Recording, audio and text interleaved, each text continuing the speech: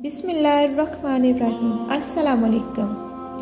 आज की वीडियो में कब्र से जन्नत और दोज़ख तक के सफ़र का अहवाल बयान किया जाएगा अरशाद नबवी की रोशनी में।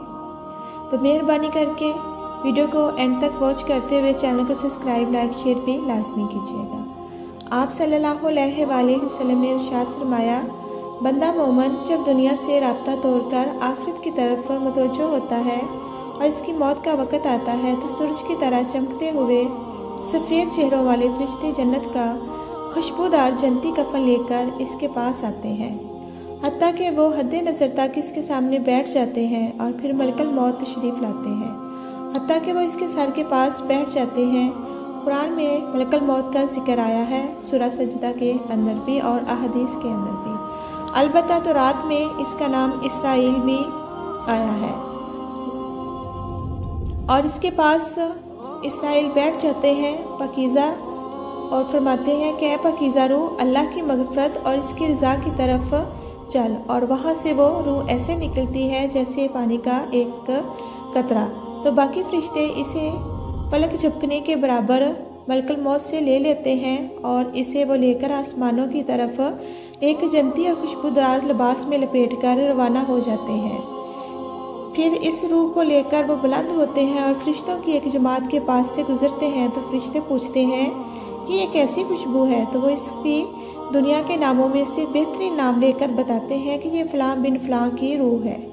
इस आसमानी दुनिया तक अभी पहुँचाया नहीं जाता कि इसके लिए दरवाजे खोलने की जब इजाज़त मांगते हैं तो जन्नत के आसमानों के दरवाजे इसके लिए खोल दिए जाते हैं। फिर आसमानों के मुकर्रर फरिश्ते दूसरे आसमान तक और इसी तरह वो तीसरे आसमान तक और फिर हत्ता के 7वें आसमान तक उसकी रूह को लेकर जाते हैं। तो अल्लाह रब्बुल इज़्ज़त फरमाते हैं कि ये मेरा बंदा है, इसका नामा अमाल इल्लियीन में लिख दें। इल्लियीन और सज्जीन दो मकामात हैं।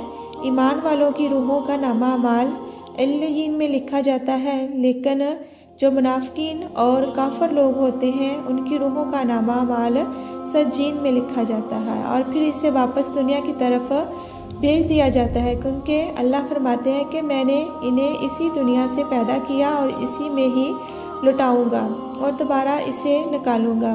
फिर इसकी रूह इसके जिस्म की तरफ लौटा दी जाती है। फिर दो फरिश्ते इसकी कब्र में आते हैं, इसे बिठाकर पूछते हैं और फिर इससे ये 4 सवाल पूछे जाते हैं। पहला सवाल करते हैं, कौन है तू और तेरा रब कौन है? तो वो कहता है कि मेरा रब अल्लाह है। दूसरा सवाल पूछते हैं, तेरा दीन क्या है? तो वो कहता है कि मेरा दीन इस्लाम है। फिर पूछते हैं, वो आदमी जो तुम में मबूस किया गया वो कौन था? फिर इसे चौथे सवाल का जवाब पूछते हैं तो वो कहते हैं कि वो आखिर ज़मान नबी हज़रत मोहम्मद सल्लल्लाहु अलैहि वसल्लम है। फिर वो इससे चौथा सवाल पूछते हैं कि तुम्हें कैसे पता चला कि तू इन तीनों सवालों के जो जवाब दिए हैं? वो कहता है कि मैंने अल्लाह की किताब पढ़ी है, इस किताब पर ईमान लाया और मैंने इसके हक होने की तस्दीक की, और आसमान से आवाज़ आती है कि मेरे बंदे ने जो कहा सच कहा, इसके लिए जन्नती बिछोना बिछा दो, इसे जन्नती लिबास पहना दो और इसकी तरफ जन्नत के दरवाजे खोल दो, और वहाँ इसे जन्नत की ठंडी खुशबूदार हवाएं आनी शुरू हो जाती हैं और हद्दे नज़र तक इसकी कब्र को कशादा कर दिया जाता है। खूबसूरत चेहरे वाला एक शख्स इसके पास आता है और कहेगा कि इस चीज़ से खुश हो जा जो चीज़ तुझे खुश कर दे। तो ये वो दिन है जिसका तुमसे वादा किया जाता था। वो शख्स पूछेगा कि ये शख्स तू कौन है? तेरा चेहरा बलाई लाने वाला मालूम होता है। तो वो जवाब देगा कि मैं तेरा अमल सालिया यानी कि नेक अमाल हूँ, खूबसूरत इंसान की शक्ल में जो इसकी कब्र में आ जाएगा। तो फिर वो शख्स कहेगा, ए अल्लाह, ए मेरे रब, जल्दी फरमा, फ़ौरन क़यामत कायम फरमा दे, यहाँ तक कि मैं अपने अहलो अयाल की तरफ चला जाऊँ। और जब एक काफिर, मुशरिक और नाफरमान मुजरम शख्स का वक़्त आता है दुनिया से जाने का, तो आप सल्लल्लाहु अलैहि वसल्लम फरमाते हैं कि इसकी रूह को इस तरह आसमान से निकालने के लिए फरिश्ते आते हैं जो कि बहुत ही स्याह और खौफनाक नजर आते हैं और वो इसके सामने आकर बैठ जाते हैं। अल्लाह की नाराजगी की तरफ चल, वो इसके जिस्म में ठहर जाती है। तो मलकल मौत इस तरह इसे खींचता है जैसे लोहे की सलाखों को खून के अंदर से खींचा जाता है। फिर मलकल मौत से बाकी फरिश्ते इसकी रूह को ले लेते हैं और वो इन्हें एक बालों वाले बदबूदार कंबल में लपेट देते हैं और इसे ज़मीन की बदबूदार और गंदी स्मेल से गुजरते हुए कि जहाँ से वो गुजरते हैं तो फरिश्तों की जमात इनसे पूछती है कि ये कौन है। तो वो फरिश्ते जवाब देते हैं कि ये फ़लाँ बिन फ़लाँ की रूह है और दुनिया में जो इसका सबसे बुरा नाम था उसके नाम से उसको बताते हैं, हत्ता के आसमानी दुनिया तक ले जाता है। इसके लिए दरवाजे खोलने की इजाज़त तलब की जाती है तो आसमानों के दरवाजे इसके लिए नहीं खोले जाते। रसूल पाक सल्लल्लाहु अलैहि वसल्लम सूरह अहज़ाब की आयत पढ़ते हुए फरमाते हैं कि इनके लिए आसमानों के दरवाजे नहीं खोले जाएंगे, वो जन्नत में दाखिल भी नहीं होंगे। जो कि ऊँट को सुई के सुराख से गुजर सकता है, मगर इसकी रूह इसके जिस्म में लुटा दी जाती है और वो दो फरिश्ते इसके पास आकर इसे पूछते हैं कि तेरा रब कौन है। अब इससे ये सवाल का जवाब नहीं देता और वो हैरत से कहता है हाय अफसोस, मैं नहीं जानता।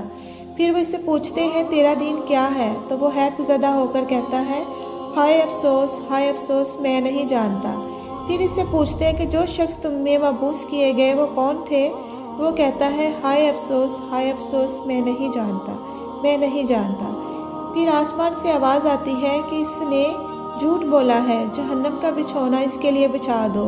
इसके जवाब में फरिश्ते इससे चौथा सवाल करते हैं कि तुमने खुद पढ़कर समझने की कोशिश क्यों नहीं की। जो लोग किताब सुन्नत के मुताबिक चलते थे तो इनके सामने क्यों नहीं चला, तो इनके साथ क्यों नहीं चला, अल्लाह ताला का नाफरमानी क्यों की। इसके लिए जहन्नम में बिछौना भी है और जहन्नम की तरफ एक दरवाज़ा खोल दो, वो इसे गर्मी और गर्म हवा देगी इसकी कब्र की तरफ, और इसकी कब्र को इस कदर तंग कर दिया जाएगा कि इसका पसलियाँ एक दूसरे के अंदर दाखिल हो जाएंगी और एक कभी बद शक्ल वाला शख्स इसकी कब्र में आएगा जो इंतहाई बदबूदार हालत में होगा। वो शख्स से पूछेगा कि तू कौन है, तो वो कहता है कि तुम्हें बशारत हो उस चीज़ की जो तुम्हें गमज़दा कर दे। ये तेरा वो दिन है जिसका तुझसे वादा किया गया था। वो पूछेगा कि तू कौन है, तेरे चेहरे से तो खैर की तवक्को मालूम नहीं होती, तो वो जवाब देगा कि मैं तेरा खबीस अमल जो तू दुनिया में किया करता था। फिर वो कहता है ऐ मेरे रब, क़यामत कायम ना कर। अल्लाह रब्बुल इज़्ज़त से फरियाद है कि अल्लाह हम सब के लिए दुनिया और आखिरत को आसान कर दे, हम अल्लाह की रज़ा के मुताबिक जिए और मरें। अल्लाह ने के बाद